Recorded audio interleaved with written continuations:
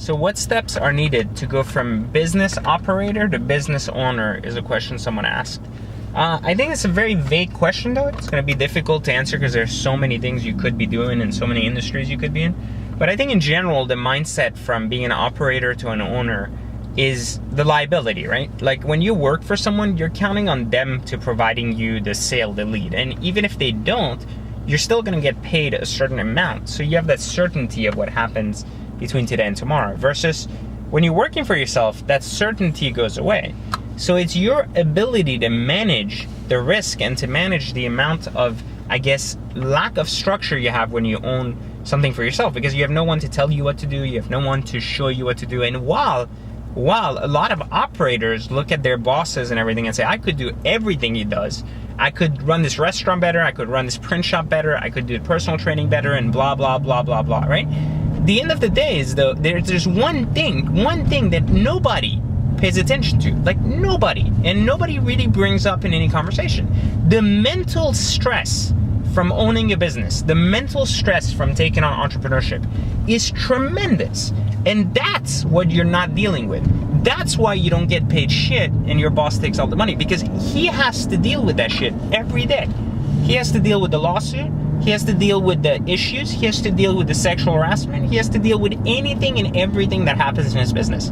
And he's the one that doesn't sleep at night if he's not getting sales in of X amount to allow his family to survive, because he's going to pay you first before he pays himself. And that's the difference, is that when you're an operator, you don't have that mental stress. So you don't deserve to get paid anything. You deserve to get paid exactly the capacity of which the work you perform. That's it. But when you're an owner, you have the mental stress, so you choose how the mental stress, or how to relieve yourself the mental stress through the decisions you make in your business. And a lot of times, even though people that work for you tend to not understand, or if you work for someone, you're like, I have no idea why this idiot's doing this, and blah, blah, blah, and I would have done better.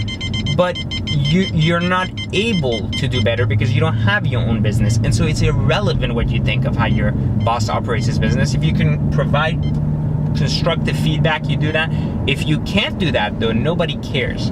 So because you're not the one at the end of the night that has to sit there and say, am I giving up my paycheck to pay my employee, which is not driving the sales I want? But he is. And so for that, he deserves to also get the reward on the later part when he sells his company for like $10 million and you get shit, and you get to keep your job at a company that you no longer want to work for. So just remember that. It's initiative that really helps people move up in corporate America. It's initiative and understanding of the core structure of how that business runs that allows you to get leap years ahead of your peers and so on and so forth. But at the end of the day, it's the mental stress and it's the acceptance of that mental stress that gets someone from an owner, from a worker to an owner. So the next question we received is, how do you manage to stay a millionaire? And I think what that's regarding is really talking about the effects of losing